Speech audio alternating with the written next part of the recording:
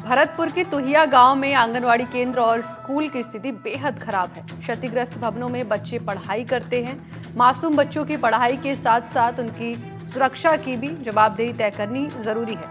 और क्या क्या समस्याएं और जिम्मेदारी लोगों का क्या कुछ कहना है, इस पर आप इस ग्राउंड रिपोर्ट में देखिए।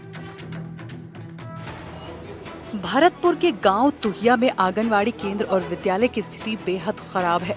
दोनों जगहों पर मूलभूत सुविधाओं का अभाव है। बच्चे जान जोखिम में डालकर क्षतिग्रस्त भवनों में पढ़ने को मजबूर हैं।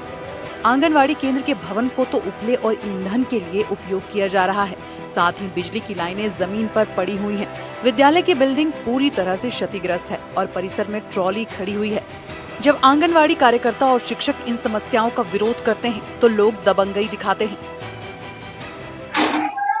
भरतपुर जिले के तुहिया गांव के शहीद सूबेदार राजकीय प्राथमिक विद्यालय में मैं मौजूद हूं और यहां अव्यवस्थाओं का अंबार है।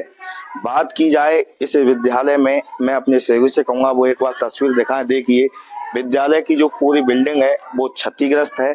यह विद्यालय है, ये 5वीं तक है। छोटे छोटे बच्चे यहाँ पढ़ते हैं और खास तौर पर मैं अपने सहयोगी से कहूंगा एक बार वो तस्वीर दिखाएं। देखिए, विद्यालय में ही गांव के किसी व्यक्ति की ट्रैक्टर ट्रॉली यहाँ खड़ी हुई है। तो कहीं न कहीं यहाँ कह सकते हैं कि जो शिक्षा से संबंधित मामला है वो यहाँ नहीं है।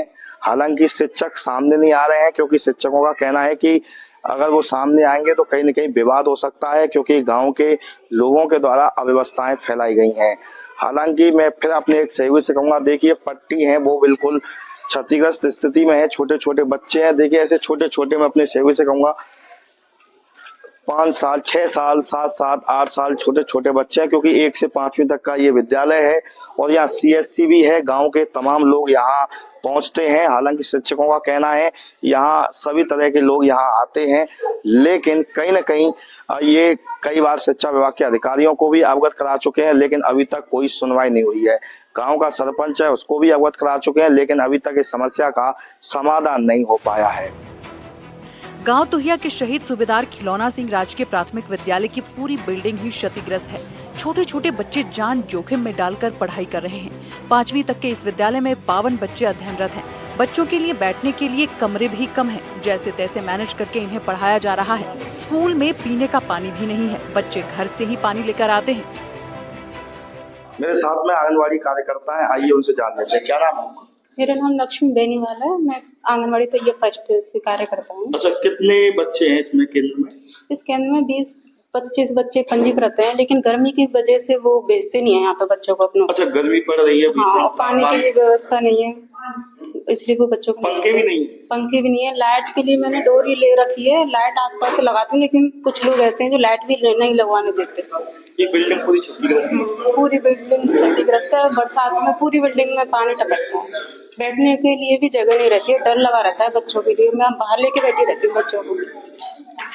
बिल्कुल, देखिए आंगनवाड़ी कार्यकर्ता, इनका कहना है कि यहाँ पीने के लिए कोई पानी की व्यवस्था नहीं है, लाइट की व्यवस्था नहीं है। हालांकि इन्होंने केबल भी ले रखे हैं, लेकिन कुछ लोग लाइट नहीं लेने दे रहे हैं और पूरी बिल्डिंग है वो क्षतिग्रस्त है। बारिश के समय में तो हालत और ज्यादा खराब हो जाती है। स्कूल परिसर में गांव के लोगों के ट्रॉली खड़ी होने के साथ ही कृषि यंत्र भी रखे हुए हैं। जब भी शिक्षक इसका विरोध करते हैं तो लोग झगड़ने के लिए तैयार हो जाते हैं। शिक्षा विभाग के अधिकारियों को अवगत करा दिया गया है, लेकिन अभी तक कोई कार्रवाई नहीं की गई है। जब हमने जिला शिक्षा अधिकारी RD बंसल से बात की तो उन्होंने CBEO के संज्ञान में पूरा मामला होना बताया और कहा कि जल्द ही कार्रवाई करेंगे, लेकिन उन्हें कैमरे के सामने कुछ भी बताने से मना कर दिया। पहले तुहिया गांव के 5वीं तक के विद्यालय में मौजूद था और अभी मैं आंगनवाड़ी केंद्र में मौजूद हूं और मैं अपने सहयोगी से कहूंगा वो एक बार तस्वीर दिखाएं। देखिए, आंगनवाड़ी केंद्र की जो जगह है वहां ग्रामीणों ने ऊपला थाप सके हैं, गंदगी का अंबार लगा हुआ है। मेरे सहयोगी तस्वीर दिखा रहे हैं।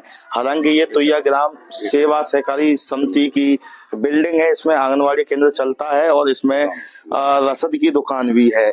और देखिए, मैं अंदर अगर मैं अपने सहयोगी से कहूँ वो मेरे साथ आए तो देखिए यहाँ करीब 10 से 15 बच्चे मौजूद हैं और ये एक छोटा सा कमरा है।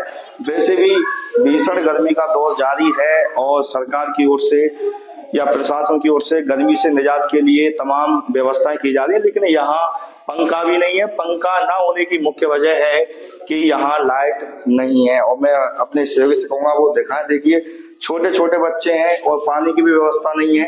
अपने साथ घर से पानी पीने के लिए बोतल लेकर के आते हैं और पूरी जो बिल्डिंग है वो क्षतिग्रस्त है। देखिए पट्टी भी है वो क्षतिग्रस्त है, दीवार है वो तरेल ले चुकी है। तो कहीं न कहीं एक बड़ा हादसा यहाँ हो सकता है।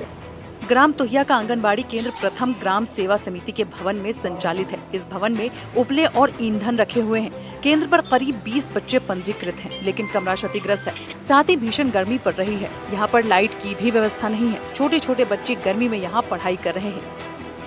मेरा नाम भगत सिंह है। क्या कहेंगे सोसाइटी का काम में अम्माल लगा हुआ, छोटे छोटे बच्चे गर्मी परेशान हो रहे हैं ना। कोई लाइट की व्यवस्था है ना कोई पंखा की व्यवस्था है, ऐसी भी कोई व्यवस्था नहीं है।